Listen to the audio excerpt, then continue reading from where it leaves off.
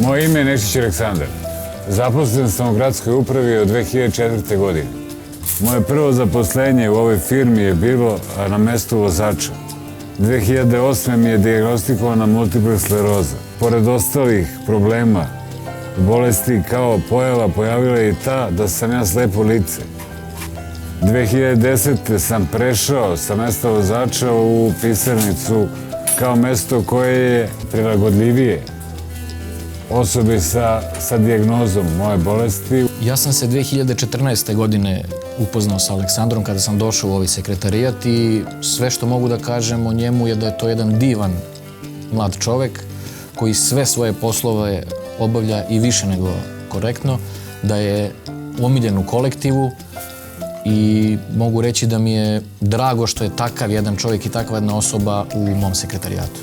Posle dijagnostikovanja bolesti dobio sam šansu da ostanem u istom kolektivu u kome sam bio i kao zdrav. Ja radim posao koji je u mojim mogućnostima da se radi i da se obavlja. Trudim se da ga obavljam kako bi trebalo da bude. Poštu koju razvrstaju kolege odnesem u kancelariju ili već na šalter gde mi kolege kažu.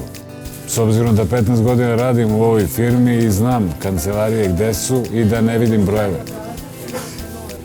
Imam razumevanje od strane svojih kolega, što mogu da uradim, što ne mogu da uradim, oni znaju. Pored Aleksandra ima i još kolega koje su osobe sa invaliditetom, tako da gradska uprava sa punom pažnjom se odnosi prema njima. Aleksandar posebno je čovek koji sve svoje obaveze izvršava kao i svaki drugi naš kolega u sekretarijatu. Mi se trudimo da njima pružimo što je bolji tretman i ne samo njima, našim kolegama, već se trudimo i da sve te neke poslove koje mogu da rade firme koje zapošljavaju osobe sa invaliditetom, da imaju prednost i samim tim mislim da dosta doprinosimo zajednici osoba sa invaliditetom. Meni, kao osobi oboleloj od multiple skleroze, mnogo je bitno da radim.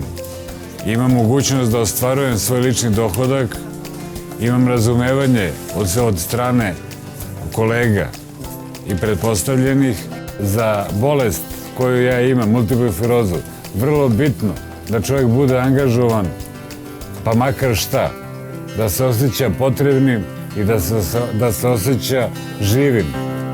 Države priznaju osobama sa invaliditetom pravo na rad ravnopravno sa drugima. To uključuje pravo na mogućnost sticanja sredstava za život radom koji je slobodno izabran ili prihvaćen na tržištu rada i u radnoj sredini koja je otvorena, uključiva i pristupačna za osobe sa invaliditetom.